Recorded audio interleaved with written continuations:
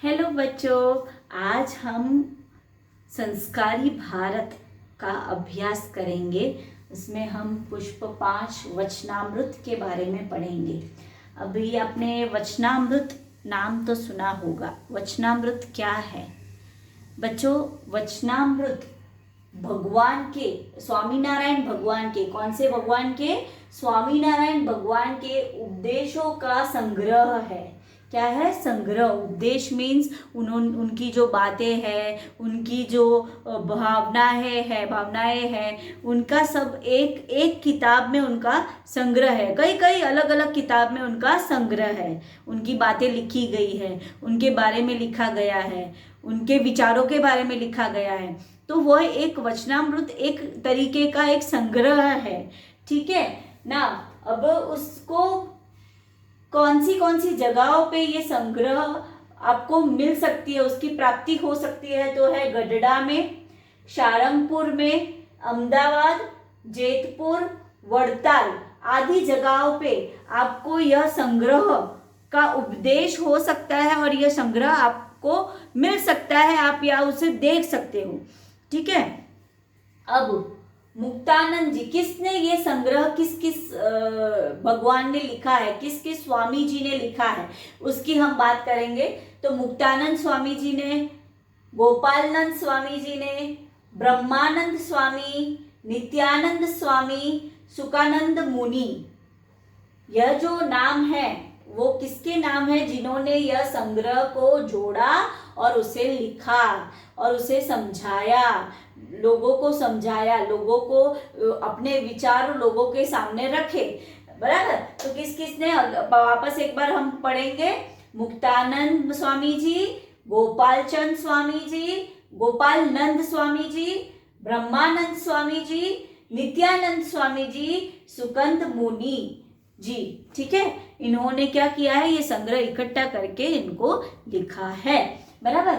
अब ऐसा माना जाता है कि इस संग्रह में 273 संख्याएं हैं। कितनी है? 273। अब उसकी शुरुआत कब हुई थी? कौन से साल में हुई थी? तो 1876 में उसकी यह लिखने की, उसको संग्रह करने की शुरुआत हुई थी। बराबर। अब आगे हम पढ़ेंगे कि उसमें क्या क्या ज्ञान दिया जाता है। अगर हम ये पढ़े, संग्रह हम अगर पढ़े तो उसमें हमें कौन सी चीज़ों की ज्ञान मिल सकती है? तो हमने वेदों के बारे में तो आपको पता ही है कि वेद सबसे पुरानी किताब है। बराबर। तो हमें वेदांत, फिर उपनिषद, गीता, सांख्य योग, तत्व ज्ञान आदि तमाम शास्त्रों का रहस्य और सार एक ही ग्रंथ में देखना हो तो वह वचनामृत में देखने मिलेगा। मतलब ये सारी अलग अलग ग्रंथ है। ये सारे ग्रंथ को अगर आपको एक ही चीज में देखना है तो वो आपको कहाँ मिलेगा? वो आपको वचनामृत में मिलेगा। बराबर। एक बार मैं वापस आपको बोलूंगी कौन सी चीजों की इसमें आपको ज्ञान मिल सकता है, कौन सी चीजों के बारे में इसमें लिखा गया है। तो इसमें लिखा गया है वेद के बारे में, इसमें लिखा गया है वेदांत के बारे में, इसमें लिखा गया है उपनिषद के बारे में, गीता के बारे में। अभी गीता का ज्ञान प्राप्त करना तो बहुत अच्छी बात है। बराबर। तो वचनामृत में ये सब चीजें दी गई है। संख्या योग, तत्व ज्ञान आदि चीजों का उपयोग आपको एक ही चीज में आपको मिल सकता है और वो है वचनामृत में। आप ये सारी चीजें देख सकते हो। बच्चों, हमने ये तो सुना होगा कि हमें अगर मोक्ष प्राप्ति चाहिए तो हमें 5 इंद्रियों का ज्ञान होना चाहिए। बराबर। तो वो 5 इंद्रियों क्या है? एक तो है जीव, माया, ईश्वर, ब्रह्मा एंड परब्रह्मा। ये 5 इंद्रियों का ज्ञान अगर हमारे पास है, बराबर, तो हमें मोक्ष की प्राप्ति हो सकती है। मोक्ष की प्राप्ति होना मतलब क्या है? आपको पता है बच्चों? मोक्ष मीन्स हमारा वापस जन्म नहीं होना। हमें मुक्ति मिल गई, हमें हमारी आत्मा को शांति मिल गई, हम मोक्ष में हैं, हमारा वापस जन्म नहीं हो सकता। बराबर। तो वो मोक्ष जो है, मोक्ष प्राप्त होना बहुत अच्छी बात है। तो वो कब प्राप्त हो सकता है? जब हमें यह 5 इंद्रियों का ज्ञान हो, जो कि है जीव, माया, ईश्वर, ब्रह्मा, परब्रह्मा। और इसके साथ स्वामीनारायण वचनामृत में ये भी कहा गया है कि अगर यह 5 इंद्रियों का आहार शुद्ध रखने के लिए यह सावधानी, जैसे कि हमें क्या सावधानी रखनी चाहिए, अगर हमें ये पांच चीजों को समझना है, उसका पालन करना है, तो हमें क्या चीजें समझनी चाहिए, क्या चीजें हमें नहीं करनी चाहिए। सबसे पहले तो अपवित्र आहार, हमें कोई भी अपवित्र आहार नहीं लेना चाहिए। हमें हमेशा शुद्ध भोजन खाना चाहिए। जो हम शुद्ध भोजन मतलब आपको पता ही है कि हमें शुद्ध भोजन लेना चाहिए, अपवित्र आहार नहीं खाना चाहिए। जैसे कुछ लोग नॉन वेज खाते हैं, नॉन वेजिटेरियन होते हैं, तो वो अपवित्र आहार हो गया। हमें पवित्र आहार का पालन करना चाहिए, बराबर। धर्म भ्रष्ट मनुष्य मूर्ख की बात सुनना, हमें किसी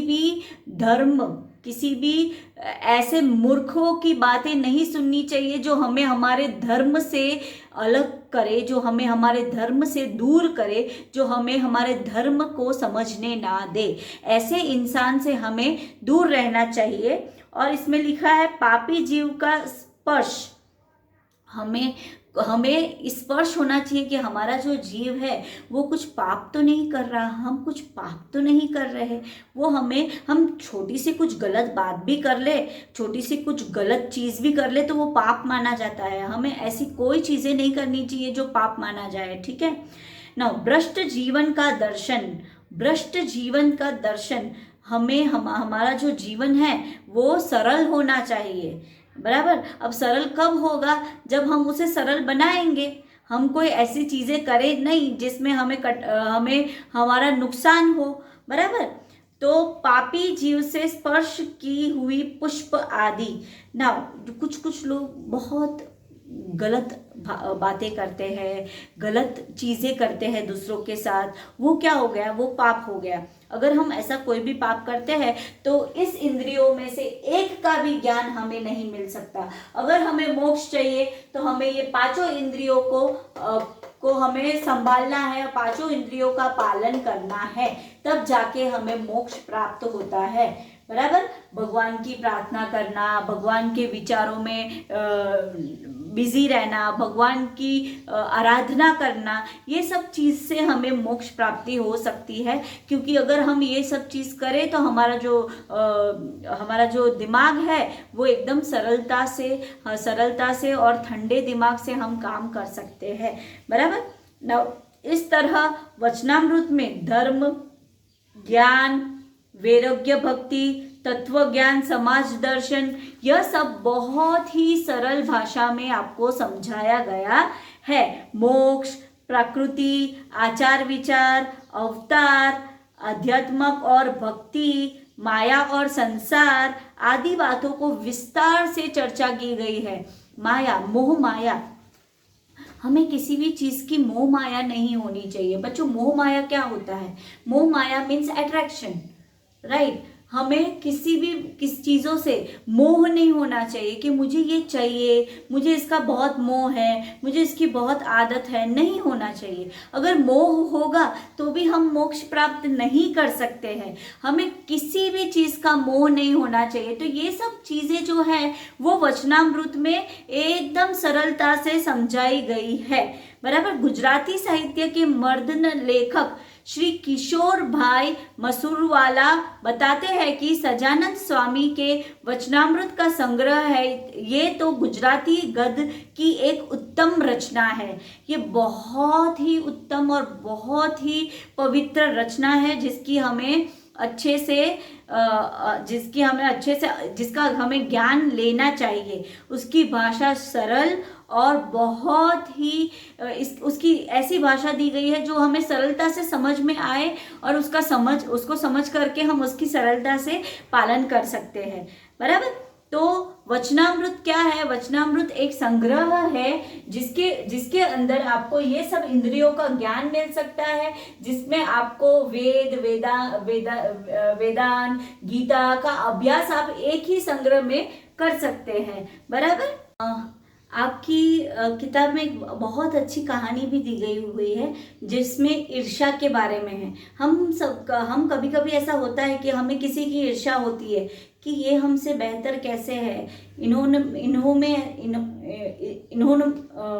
इनके अंदर ऐसा क्या है जो हम में नहीं है, ये जो कर सकते हैं वो हम क्यों नहीं कर सकते। ऐसी ईर्ष्या भावना होती है हम में। हम करते हैं तो भी हम उनसे बेहतर नहीं बन सकते। तो ऐसा क्यों होता है? मैं क्यों नहीं कर पाता या मैं क्यों नहीं कर पाती? ऐसी अंदर से हमें ईर्ष्या होती है, जलन होती है। तो एक बहुत ही अच्छी कहानी इसमें बताई गई है नारद जी की। किसकी कहानी बच्चों? नारद जी की।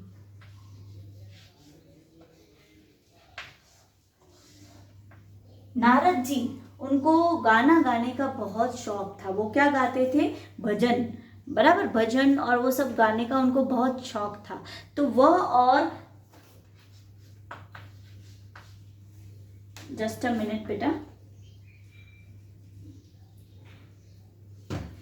तुम्बरु, दोनों को गाना गाने का बहुत शौक था। तो ऐसा बोला जाता है कि अगर ईर्ष्या करो तो नारद जी की तरह करो। ऐसा क्यों कहा जाता है, ये मैं कहानी आपको सुनाती हूँ। कि एक दिन ऐसा होता है कि यह दोनों भगवान जी के सामने, कृष्ण भगवान के सामने गाना गा के सुनाते हैं। तो कृष्ण जी को तुम्बरु जी की गाना इतना पसंद आता है कि वो उन्हें भेंट देते हैं, उनकी प्रशंसा करते हैं।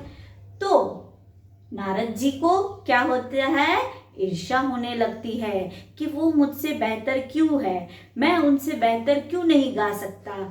तो वो बहुत बहुत प्रयास करते हैं, बहुत संगीत सीखते हैं, फिर वो वापस जाते हैं भगवान जी के सामने गाना गाने के लिए। तो वापस कृष्ण जी प्रसन्न नहीं होते हैं। वो कहते हैं कि तुम्बरु जी के जैसा अच्छा गाना तो आपने नहीं गाया।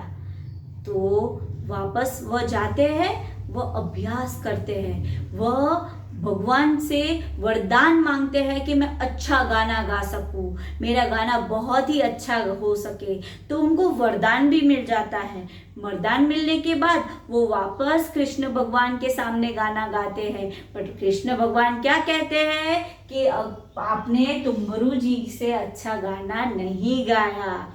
वरदान मिलने के बाद भी उनकी ख्वाहिश पूरी नहीं होती है। वापस वो क्या सोचते हैं कि अब मैं गाना तुम्बरु जी से सीखूंगा।